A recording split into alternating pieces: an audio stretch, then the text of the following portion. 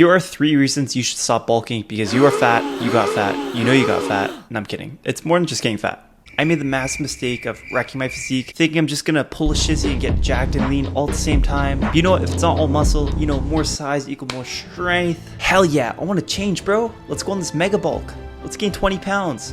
I'm only year 8 into lifting. Consistently every day, took max like 2 weeks off. Do I still have new gains left? Nah, fuck it. We're doing the bulk, bro. Yeah. Don't make the mistake I did.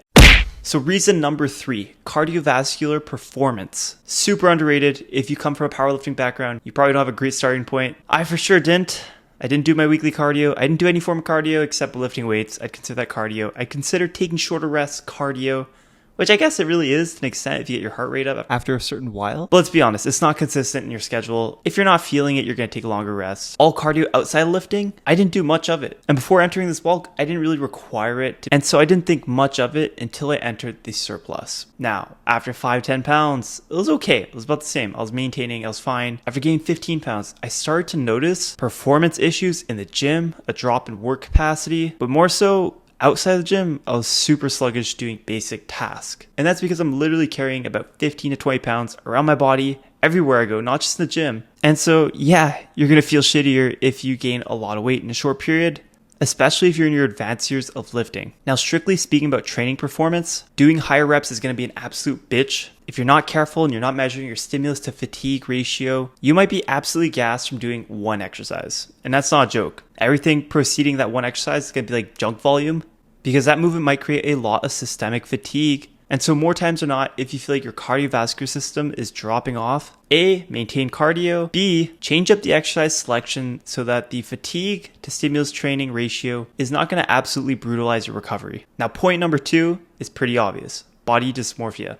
Now, even before starting this bulk, you have to ask yourself, why the hell are you starting to bulk if you're an advanced lifter? Now, I get it. If you're a beginner lifter, you want to bulk because if you're skinny fat, the only way to kind of break out of that skinny fat training phase is to have more muscle mass. So you can raise your metabolism by having more muscle mass, you're gonna burn more calories. And so you wanna build your mass first, even if you're skinny fat, so that when you do end up going into cutting phase, you'll be losing a lot of fat from just maintaining. But if you're an advanced lifter, shame on you, you should know better. If you're doing a mega bulk, let's be real, you're not gaining a ton of mass, that's lean mass, after an excess of 10 pounds gained. I'd even argue if you're extremely advanced, 5 pounds in a bulking period will serve most of the benefits in your training, that being leverage gain, that being better recovery, without suffering the consequences of having a decreased cardio output and looking like a fat bitch. And guess what? In this body dysmorphia phase, any strength progress you have will not outweigh the inevitable that eventually you're going to have to lose that weight. Our strength is temporary, just like our physiques are temporary. We're all going to get old one day. And staying at a heavier body weight is a quicker way to look more aged, feel shittier, because you might see an increase in water retention in your face, feel like you've regressed overall. And thinking back about it, it's pretty crazy that even myself has gotten into this crazy bulking wave / fad. Like, a lot of these guys are bulking, we're on performance enhancing drugs. Now, a massive service you could do for yourself to keep the mental in check is to have a predetermined date of the end date for your bulk. Every real bulk should have an end date. The biggest mistake that people try to do in their advanced years of lifting is try to make their end bulk weight their new maintenance. Don't do that. I literally tried doing that and I realized how stupid it was. You might get slightly leaner after 10, 20 years, but you're not going to enjoy your physique. You're not going to be healthy. That brings us to point number 1. Longevity. Now, obviously, bulking naturally is not as horrible as blasting PEDs, but let's be honest. When you're bulking, you're eating a lot of carbs and you might become pre-diabetic and type 2 diabetic, especially if you're doing an indefinite bulk.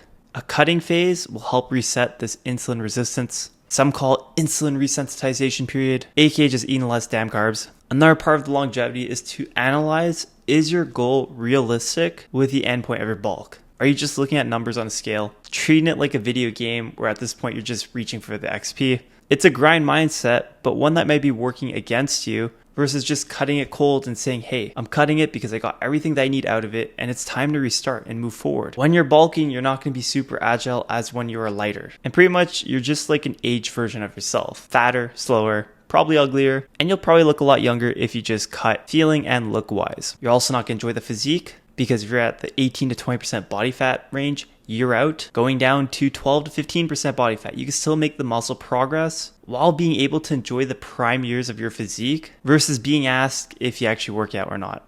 Or even worse, being asked if you just started working out. Now, if you're just starting out the gym and you're skinny fat and you've seen some progress, it's not a horrible idea to do a massive bulk. I wouldn't recommend doing it more than once because each and every time that you do a bulk, there's going to be diminished returns. The best case scenario as you get more advanced in training is to take things slower with each bulking and cutting cycle, with basically just a slight surplus of 500 to 800 calories in total from start to end of the bulk. A lot of us start bulking to get more muscle mass, to look better, but if we're spending the majority of time just looking like a fat ass, we're kind of being counterproductive with the whole bulking thing. I hope you like this video, like the video, subscribe, and follow for more. Comment if you want to see a different video. Peace.